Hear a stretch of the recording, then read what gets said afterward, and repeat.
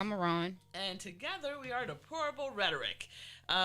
Thanks again for tuning in. If you want to be part of the show, you can always call in at 443-272-5922. You can go to She's the Boss Radio and click the V-Lounge tab in the upper right hand so you can chat with us as the show is going on. You can also listen to us on tunein.com or Shoutcast. Tell Alexa or Siri to play She's the Boss Radio. You can also follow on Facebook at She's the Boss Radio, Twitter at She's the Boss Brady, IG is WSTBRN, and Twitch and Tumblr is WSTBR. Okay, so I don't really have much in the news of COVID.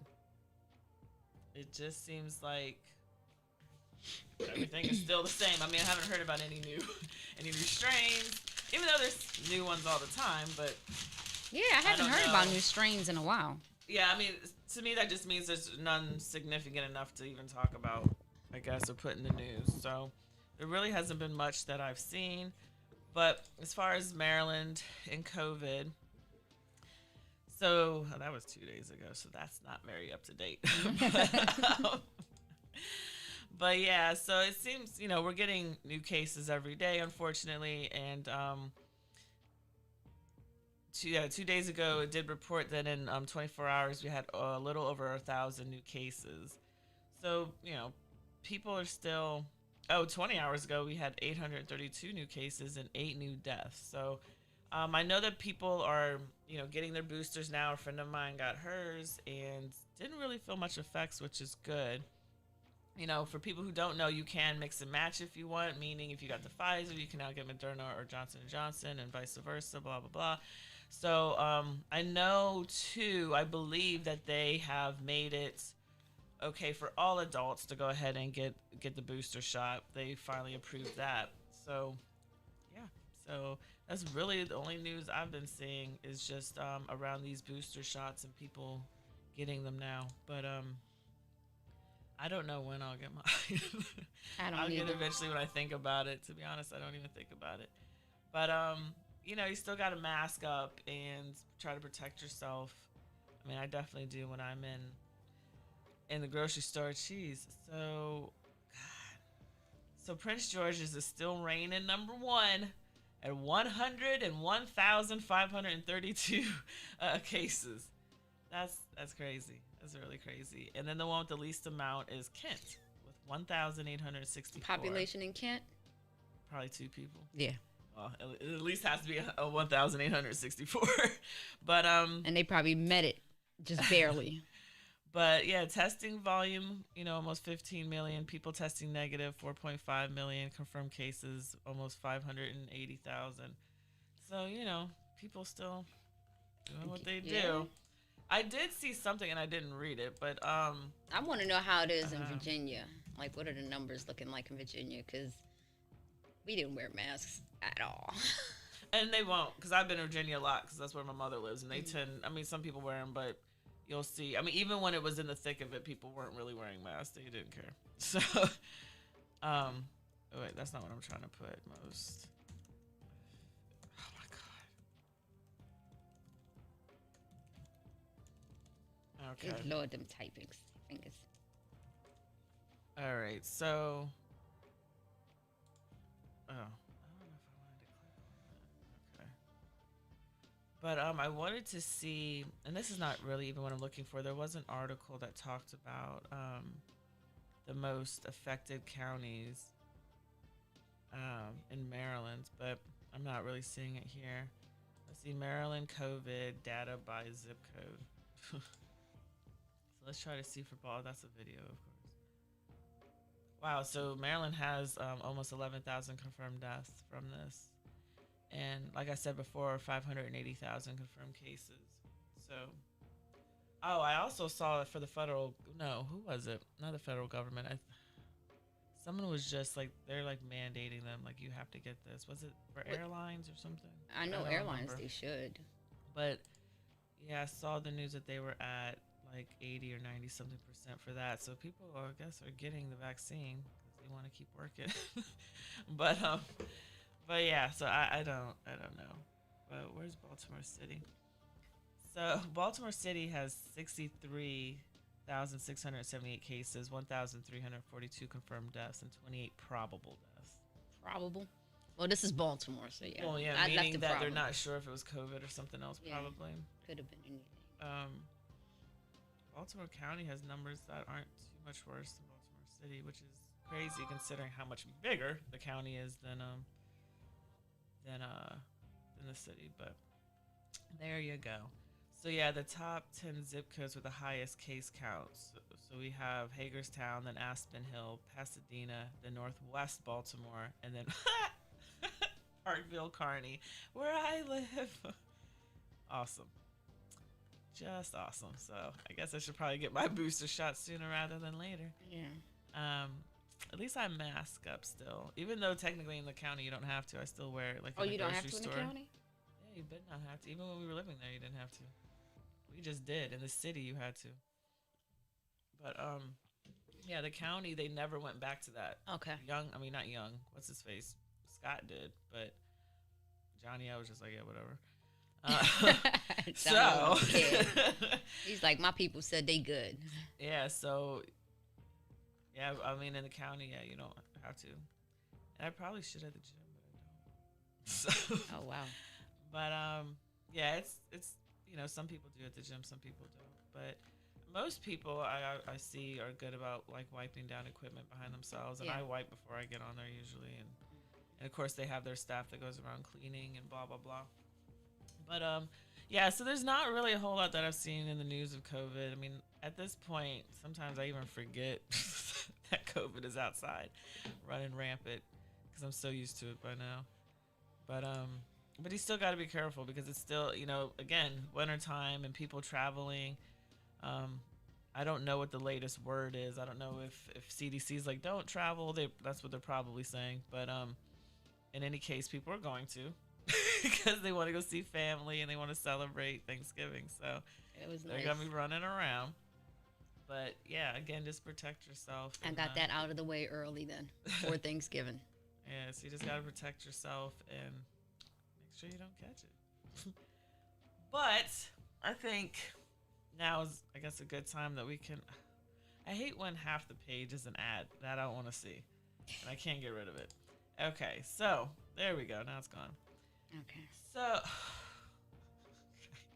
this website's gonna drive me crazy. So let's move on then to something that has been going on that I actually wasn't aware of until I saw a post on Instagram asking Rihanna and Sean King for help. But Sudan. Well, we had a been, conversation about it. We did. We did and I don't remember. talk about it here.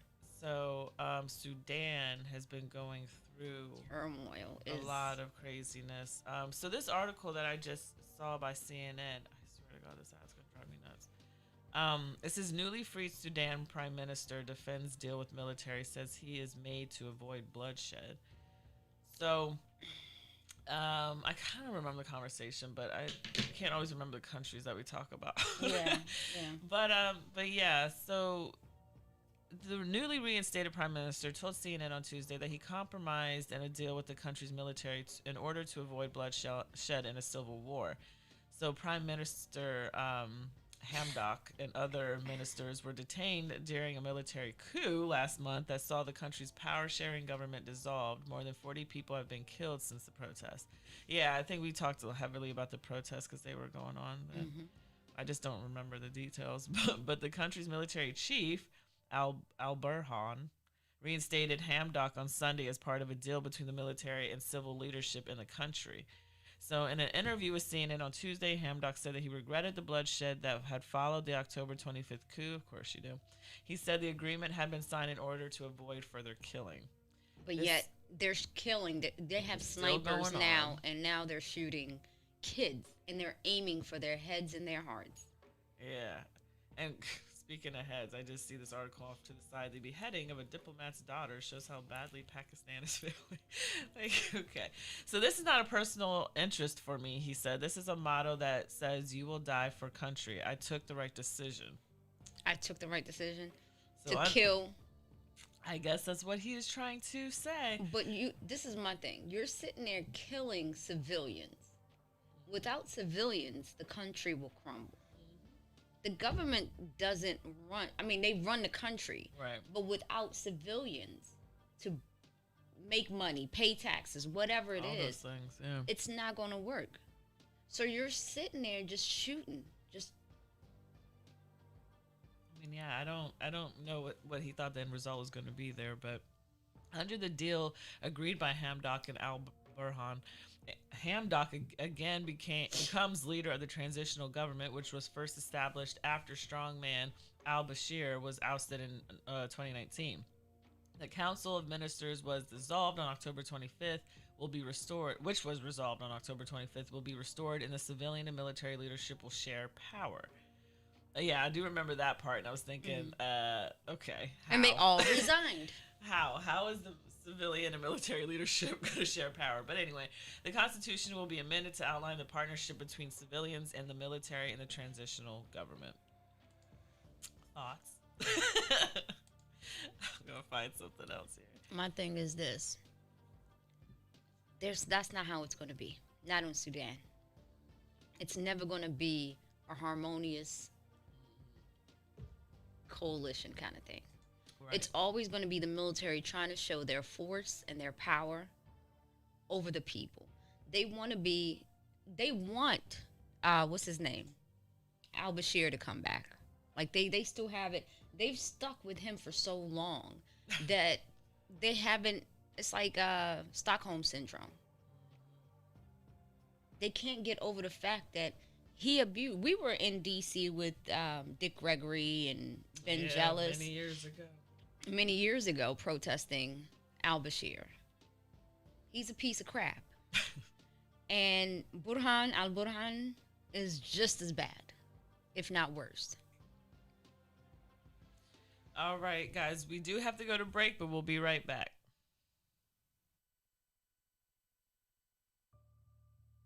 Hey, I'm Jenny James for Neatly Done Carpet Cleaner.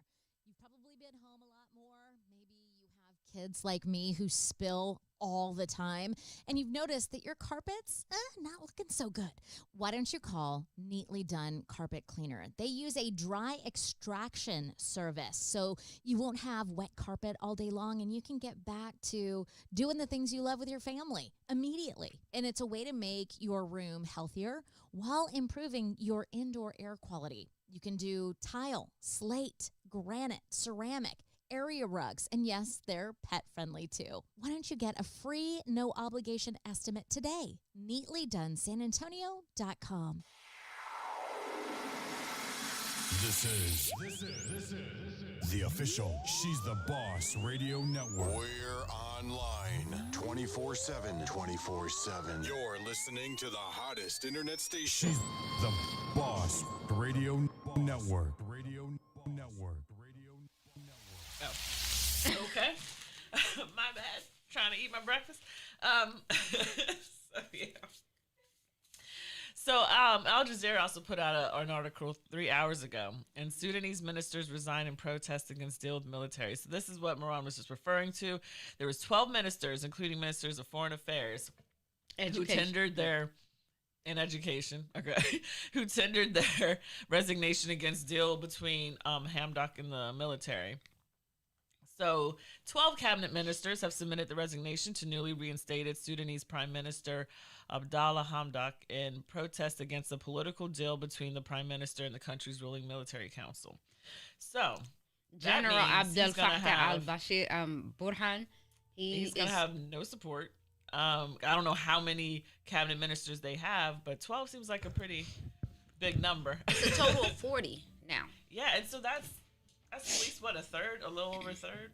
No, a little under a third that have, resigned. Yeah. That's big. That's a big number. I don't know what's going to happen.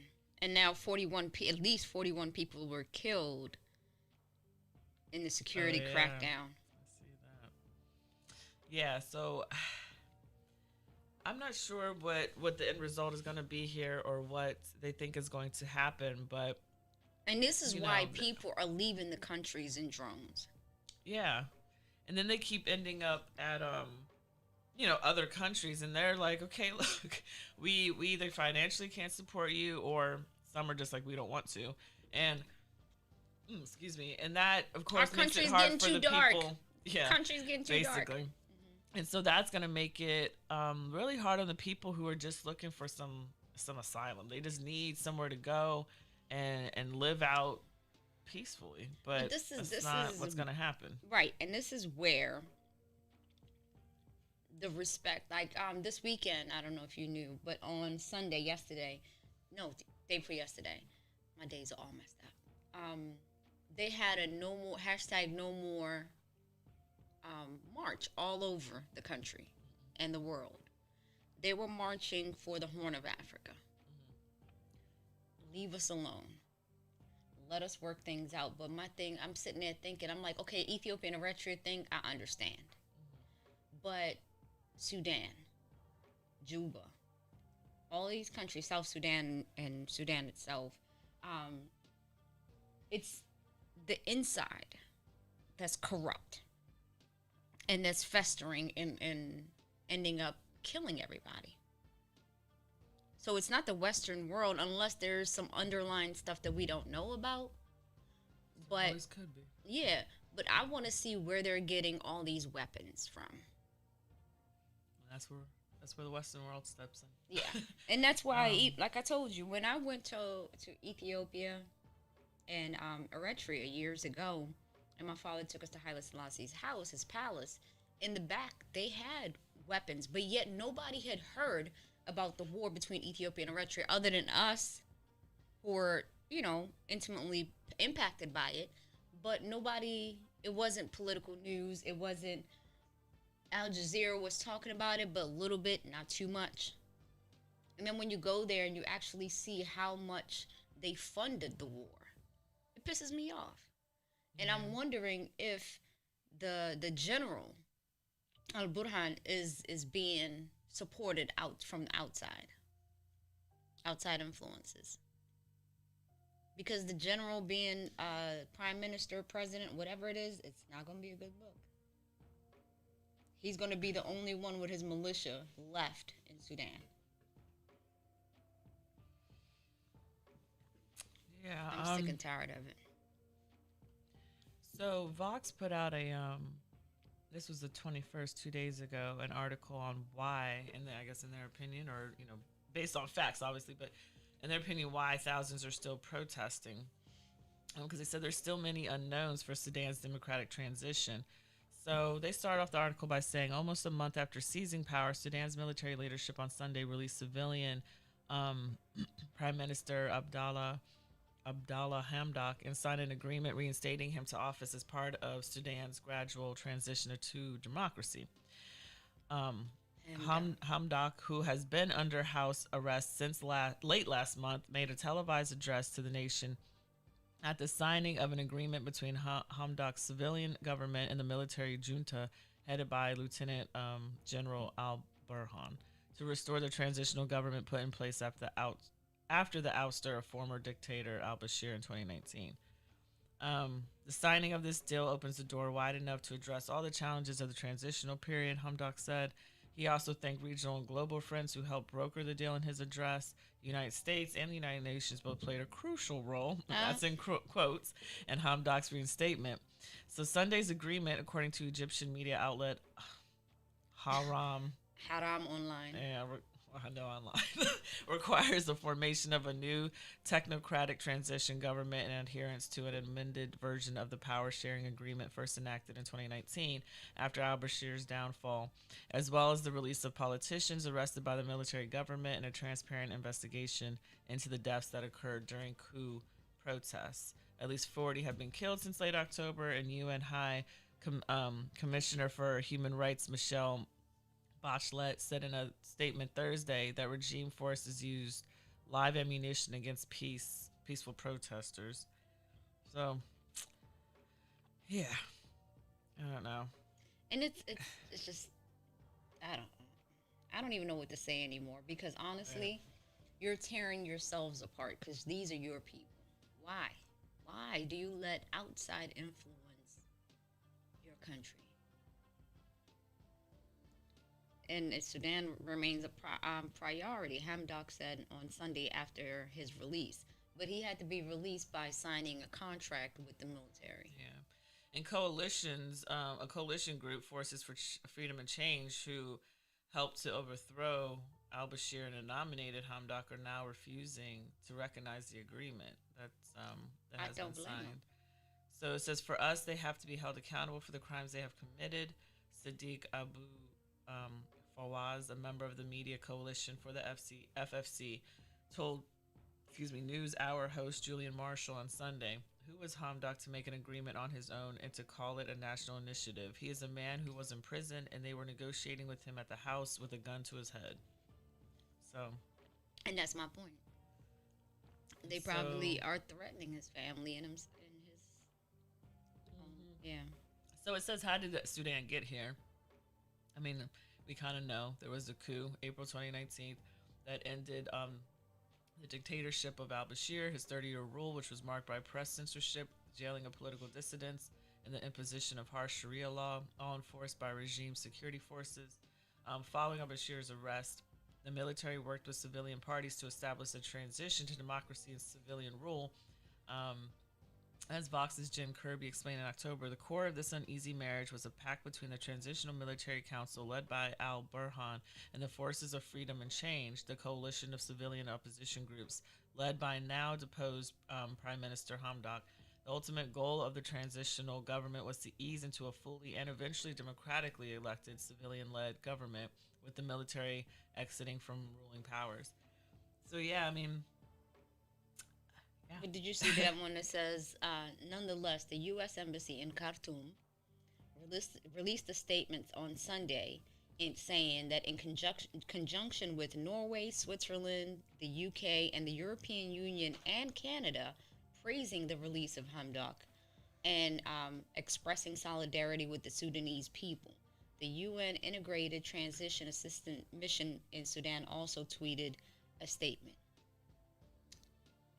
in opposite.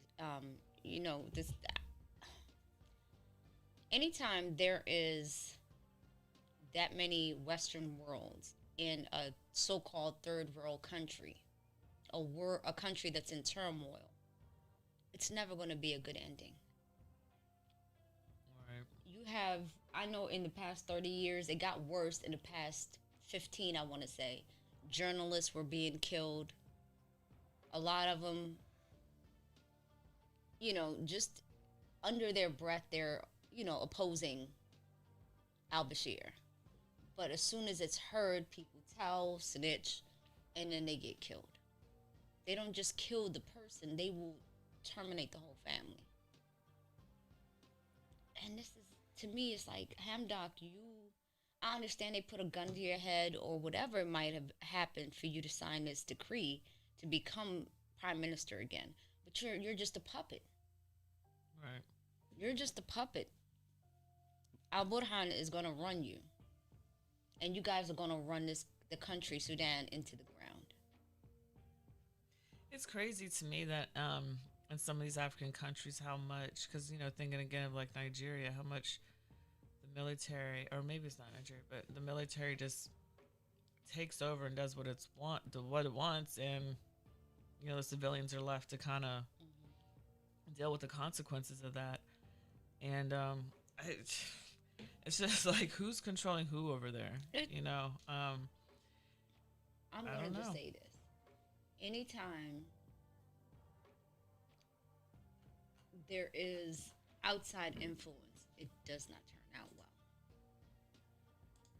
Yeah. Sudan has been in the forefront of but it's tough when they can't even govern themselves, though. But it's not that they can't. But in 30 years, al-Bashir has had them under his thumb so much that it's become, like I said, Stockholm Syndrome. They can't move outside of that. But then you have these young kids that are of age now that are fighting back. They're like, yo, we deserve better. Yeah. And that's what's scaring this old guard. Because that's exactly what they are. It's the old guard. And you know how we sit here and we say, well, I say, I'm not going to put it on anybody else. I say we need to get rid of city council, start fresh. We need to change, we're able to say things like that. They cannot. Until these people in military, in government, die out in Sudan and in all these countries, nothing is going to change. And if the Western world wants to be involved, yeah, I understand that whoever you put in place, the new generation, if you put them in place, they're going to fight you every which way. If they don't feel, unless they're corrupt themselves and willing to take the money over their morals. But nothing is going to change. I'm telling you, until Al-Burhan and Hamdok are gone, nothing is going to change. All right. On that note, we have to go to break. We'll be right back.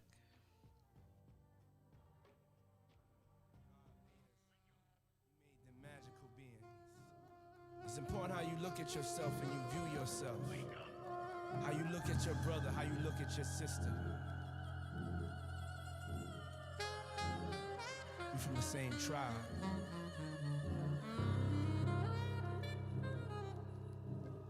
It's black love. It's that real love. Wake up! Whoa! Alarm clock, all stand up. Wake up. This early morning. Oh, this early morning. This early morning. Oh, this early morning. This early morning.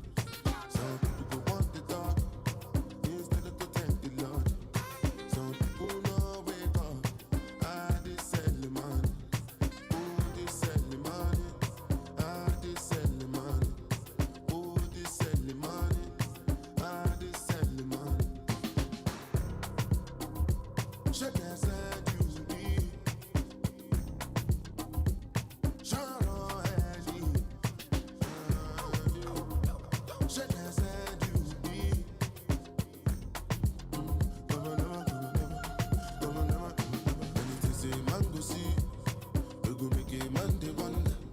Appreciate them no believe me, but they wanna drag me under. I must be a special type of brother, some type of order. You go come discover at a million stamp people. Yes, shallow.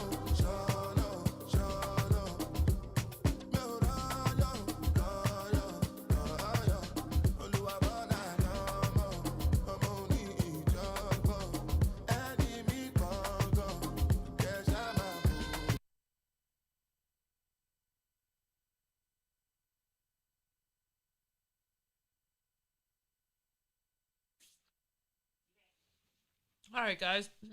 So we're gonna switch gears and talk about Kyle Rittenhouse. So as everybody should know by now, he got acquitted of everything. So he is a free white man roaming this country, doing whatever the hell he wants, like most white people. He's a piece but of shit. But no, this was really, really upsetting to hear.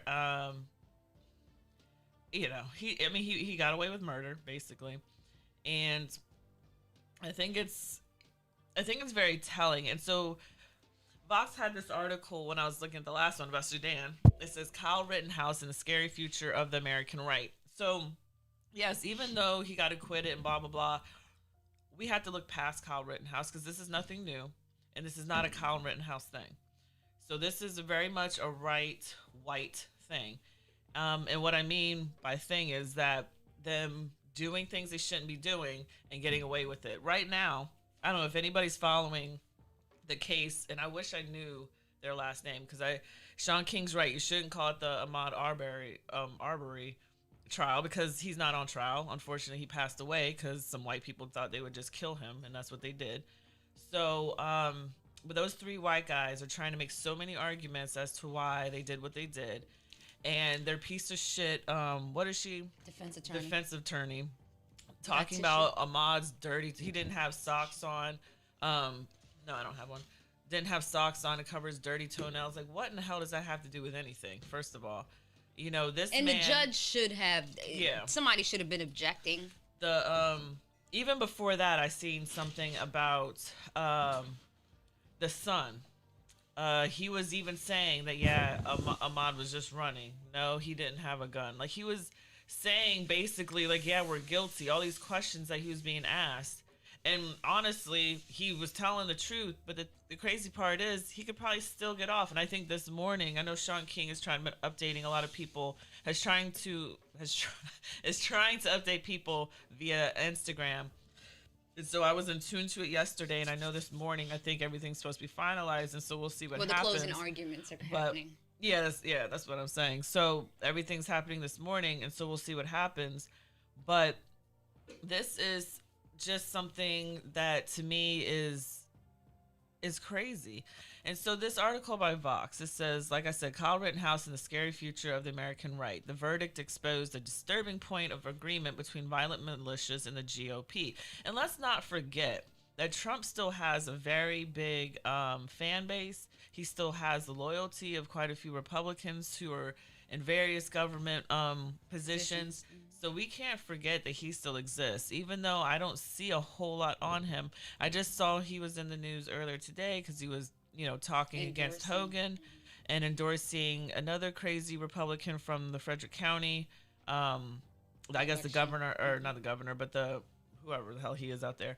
But because that person also didn't believe that we should have shut down and all that stuff. But in the apocalyptic imagination of the American far right, violence plays a central role. The right's radical extremists believe the mainstream American institutions have been rotted from within, undermined by the nefarious influences of blacks, Jews, and liberals. White Americans are justified, maybe even obligated, to take up arms to protect their people and their culture. Immediately after Kyle Rittenhouse acquittal on Friday, the fringe right's online forums lit up with celebration, and among some a belief that they too can kill without legal consequence. On Telegram, a secure messaging app popular with extremists, the leader of a neo-Nazi group wrote that the verdict gives good Americans legal precedent and license to kill violent commies without worrying about doing life in prison if we defend ourselves in a riot. And that right there says everything that you need to know. There is a large group of white people out there who will kill whoever they have to, and all you have to do is claim self-defense. My thing is, how is Kyle defending himself when he was the only one with a gun? No, but he came from across state lines. Like, if it had happened here, he wouldn't have gotten off. You cross state lines with a weapon. His mother brought him to Kenosha. Yeah, that part I get, but I'm talking specifically about him saying that he was, him claiming self-defense. Right, but this is how are you doing that when you have a gun? He wouldn't have had to claim self-defense if he'd stayed his ass, whatever state he belonged to. Why did you come? You came with the premeditation of doing harm to somebody because you grabbed your gun, your AR-15, you put your bullets in, you had ammunition on you. Then you had your mom drive you to Wisconsin. Then you walked. And she should be locked up for that. She should be in trouble for that as well. Right. And that's what I don't understand. These states and the way our government is, I know the government runs the country, but then they give each state the right to agree or disagree. I get that. That's good. But in some instances, it should be one way. The state of Maryland, you can't cross lines. You can't come here with a gun from another state and think you're going to kill somebody with it. Yeah, and I don't even think that he was necessarily allowed in that state, but for some reason, it's just, the whole trial seemed weird. Like, I was in and out of it. But the judge let him pick his own jury or something. Like, just a bunch of craziness that was happening. So at any rate, the article continues. There is every reason to take such rhetoric seriously. It has never taken more than a whisper of approval to fan the flames of militant right action. The Kenosha acquittal is a shout, writes Kathleen Ballou, a historian of white power movements at the University of Chicago. Based on how it's been cheered in some quarters, the verdict is potentially setting the stage for future violence. Data from the Armed Conflict Location and Event Data Project shows that between January 2020 and June 2021, there were 560 protest events where either demonstrators or counter-demonstrators showed up with guns. About 2% of all protests in the United States during the study time period. The data also shows that these demonstrations are more than 5 times more likely to involve violent or destructive behaviors as compared to unarmed ones. And that's scary. Like it's bad enough that people that there's open carry states and stuff like that, which I don't agree with, but that's my opinion. But it just gives people permission to go ahead and bring these guns wherever they want. Like I've seen pictures of people at like Burger Kings and shit just ordering food, but you have an AK with you for what? What are you scared? The burger's gonna come alive and come get you? Like I'm not understanding, So in Texas is the worst of them, I think. Um, but it just doesn't make sense to me. Like we don't live in a time where that was normal. To me, it's not normal just to have an open carry gun walking around. Like that doesn't make sense. Like what are you so afraid of? And the thing is, what do you intend to do with that? And my thing is, if you want to open carry, you think you are bad enough to do that, go in the military. But see, I want you to. They don't want to do that. Exactly. They don't want to go over there and shoot. They want to live here, do whatever they're doing, but they want to have their freedoms and carry their gun here. Okay. Well, what is the sidebar, point? right quick. I just got notifications that Malika Shabazz, daughter of assassinated civil rights activist Malcolm X, was found dead at 56 in her Brooklyn home. Yeah, I thought I'd seen something about that. I just didn't click on it. Well, that's a shame. The NYPD said that her death appeared to be a result of natural causes. We'll see when the autopsy comes out. Just a week after all that crap happened. But go ahead. Yeah. But so what was I saying? So yeah, I just don't understand why people feel the need to carry guns around. Because so what I was gonna get to was, what is your intention with the gun? So if someone says something you don't like, so I'm gonna shoot what? You instead of So it doesn't make any sense to me, because now you have the potential of being locked up for that. And the crazy thing is, though, in the last few years, in my opinion, a lot of and mostly with cops, because they've been the ones on trial a lot, but these white cops are getting off for a lot of things. And I think that's given some white people the idea. Well, and then this Rittenhouse thing kind of confirmed it in a sense, but giving white people the idea that they can do anything they want. And again, it's just was said by this guy, whatever his name was, I forgot already.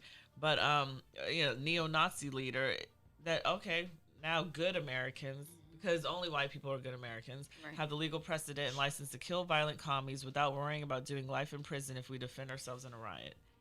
So the next time there's a riot is going to be very, very bad. Yeah. And a lot of people are going to die. It's not only that, we just had, what state was it? I think a Midwest state. Someone drove through a crowd of people. A number of people got injured and a number of people died. And that just happened a few days ago. Yeah. And what was it? And it's like you can't even protest or do anything. Event. It was a Christmas like you parade. Can't even gather anywhere without someone losing their damn mind and was like, I'm gonna just run through the crowd. Yeah. Like for what? What was your intention in doing any of that? Yeah, and if you saw the video, he was flying down the street. Yeah, I chose not to watch it. But yeah, it just doesn't make any sense to me. And so my fear and my question is like, what is going to happen from now on? When blacks or other minorities try to peacefully protest, what is gonna happen? You have some 17-year-old kid who's coming over here with a gun that he has no business carrying, and his simple ass mother bringing him here or bringing him wherever, into Kenosha. You can't sometimes get the stupid out of people. And so unfortunately, I think this is just going to lead to more stupid people doing stupid things. And that can be on all sides. I'm not saying only white people, but as of right now, white like Republican Trump supporters, basically, I'll say, are the ones that are very much looking to change this country. No, they're to what they think it should be. They want to go back in time. Well, change the country. Yeah. To what they think it should be. And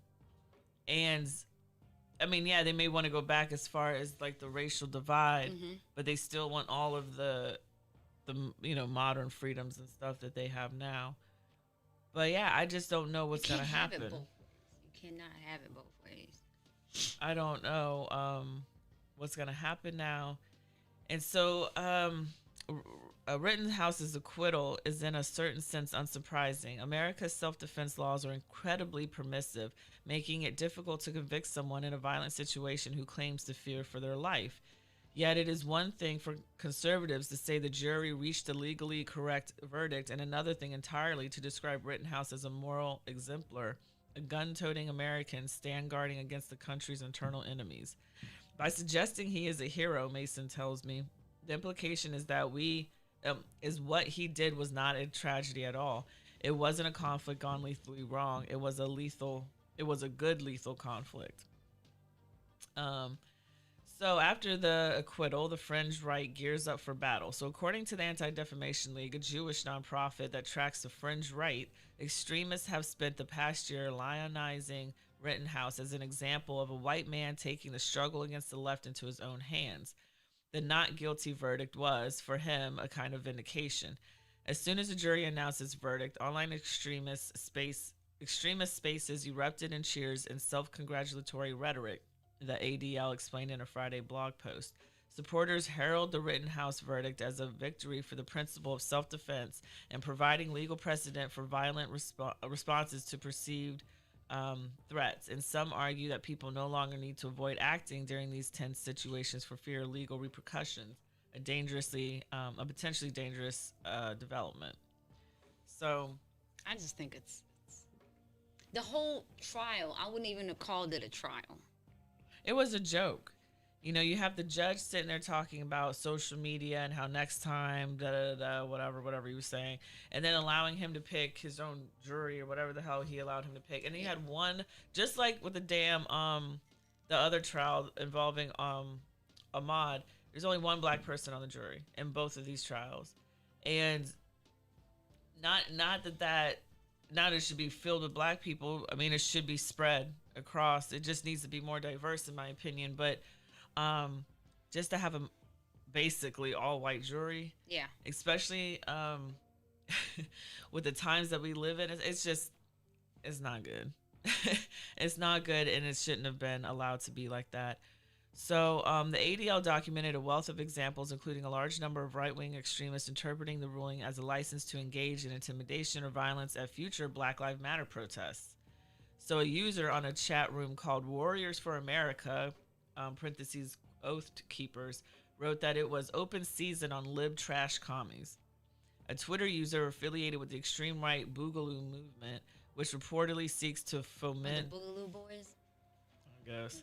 Which reportedly seeks to foment civil disorder, wrote, "We can protect our communities now," referencing Rittenhouse versus Wisconsin. One member of Patriots.win, a pro-Trump web forum, there you go, wrote that BLM KKK gotta be shitting. We have permission to defend ourselves now. BLM and KKK? He put it all together. BLM KKK. All these letters are together. Well, even Kyle Rittenhouse, in one of his interviews, he said that he supports BLM. I was like... He probably thought it was some other acronym. Yeah.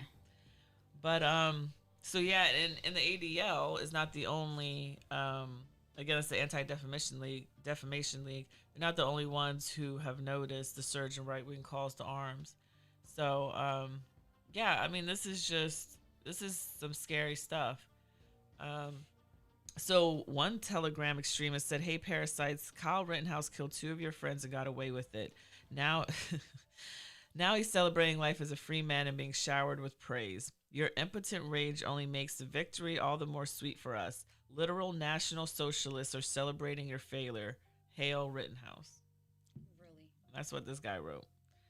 So, yeah, this is going to get way worse before it gets any better.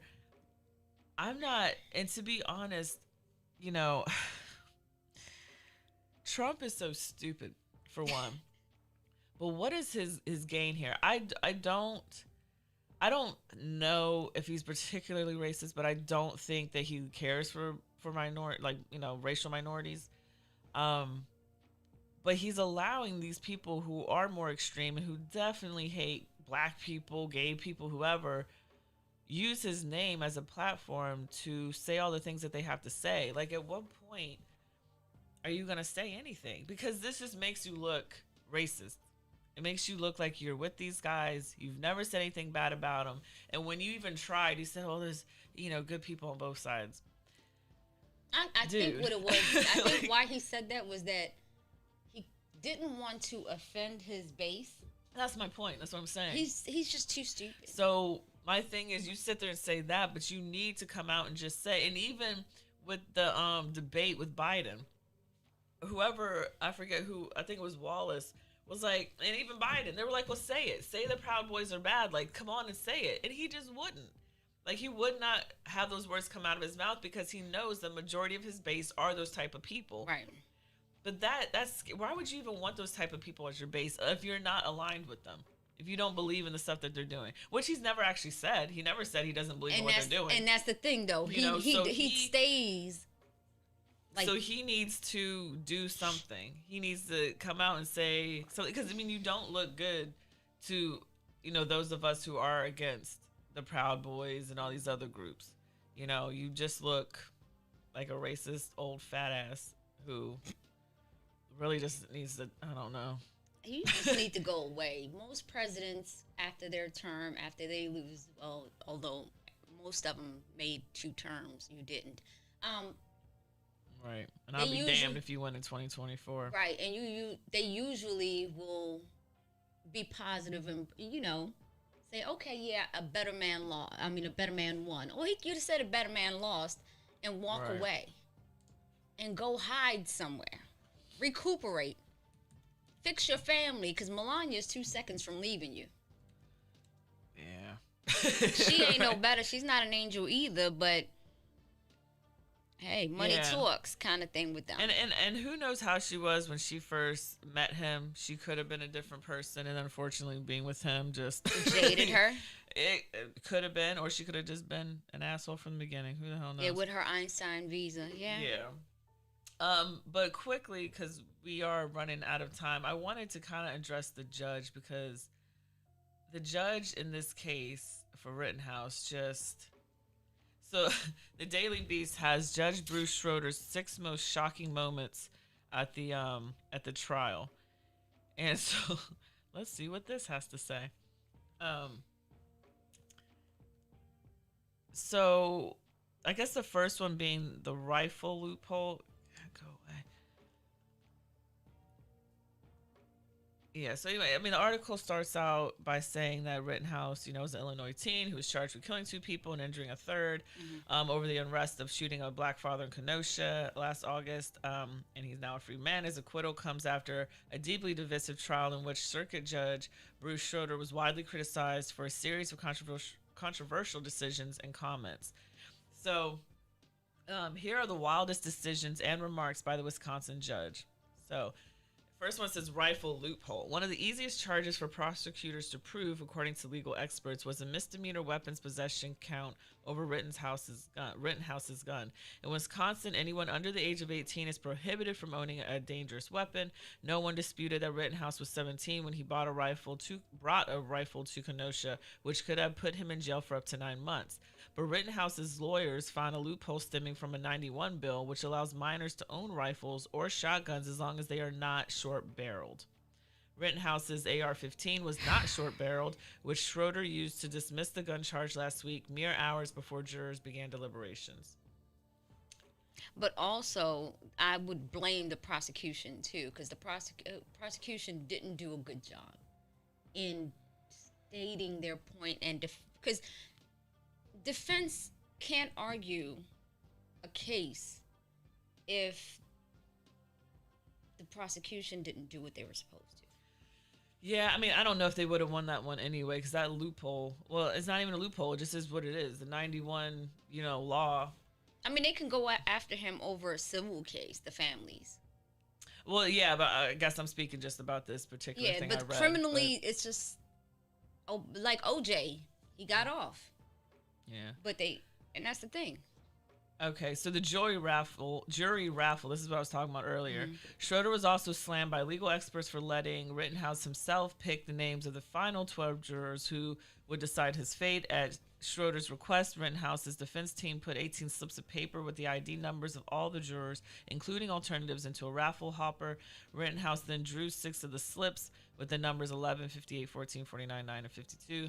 The rest would go on to decide Rittenhouse's guilt or innocence. When did that become part of our judicial system? Right. So, a black, whatever the hell this is supposed to mean. In attempting to later explain his decision, Schroeder went off on a bizarre rant with racial overtones. He claimed he last let a clerk choose the jurors' names 20 years ago, which led to a bad optic since the defendant on trial was black. There were 13 jurors, one of whom was black, Schroeder said, and when the clerk, the government official, drew the name out of the tumbler, it was a black, the only black. I think people feel better when they have control. So ever since that case, I've had an almost universal policy of having the defendant do the picks. Schroeder also came under fire for a remark he made previously about a lunch order. I hope the Asian food isn't on one of those boats in Long Beach Harbor, he said ham-handedly, referring to the supply chain issues currently occurring among certain U.S. shipping routes. Like, he does not need to be a judge. Right. No victims. I remember this one.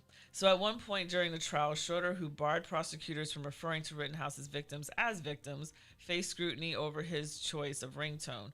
When his cell phone began ringing as the defense attorney was speaking, it began blaring Lee Greenwood's, what is that? Treckley patriotic anthem, God Bless the USA. God Bless the USA. Schroeder quickly silenced his phone and tried to act as if nothing happened. But onlookers raised a plethora of questions about the judge's sympathies. The song, which came out in '84, whoop, whoop, year I was born, became known in recent years as one of ex-President Donald Trump's entrance tunes at political rallies. So quickly, there are 2 more. So veteran applause. On Veterans Day, Schroeder brought the juror into the courtroom and asked if anyone among them was a vet. When none said they were, Schroeder asked those in the courtroom gallery if any of them were veterans. None were. Schroeder then noted that the next defense witness, a use of force expert named John Black, was a veteran. The judge then requested a round of applause for Black, a move that legal experts decried as inappropriate and something that could improperly skew jurors' perception of the witness. And then take-home instructions. The night before the verdict was returned, Schroeder allowed one juror to bring home legal instructions, a decision one lawyer described as definitely unusual. The natural issue is that it will precipitate armchair research and table discussion. So defense attorney Mark Richards asked Schroeder to decline the juror's request, also concerned about their carrying out improper legal research on their own. I'm afraid it's going to be the old dictionary game and they'll start defining words and things like that outside research. That's my concern. Schroeder, and this was whoever Richards is, I think mentioned him earlier. So Schroeder decided to let the juror bring the 36-page document home, arguing that the jury instructions were very confusing.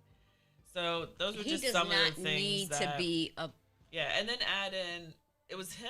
Was it him with the black pastors, or was that the other case? Yeah. No, so that was Ahmaud Arbery. Okay, so yeah. So all of this is ridiculous, and I just fear for what's going to happen in the future. But at any rate, we can't keep talking about it because it is time to go. So we appreciate you listening. Follow She's the Boss Radio on Facebook, She's the Boss Radio on Twitter, WSTBRN on IG, and WSTBR on Twitch and Tumblr. You can find Deplorable Rhetoric on Facebook, Deplorable_Rhetoric on Instagram, and We Rant to Rave on Twitter. And we will talk at you next Tuesday.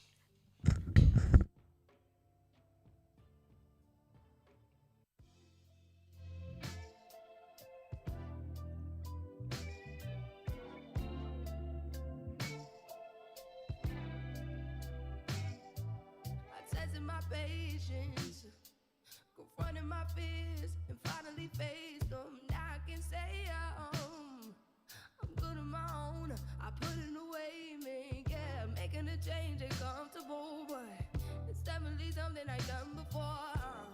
Finally ready to go out and get enough of us. Was sexy, feel bad for my actions. I'm living my life, and I don't see anything wrong. I'm finally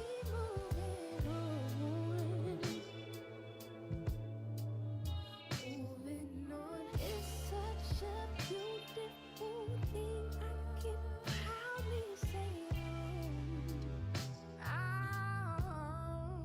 say that I'm single as what? Single as what?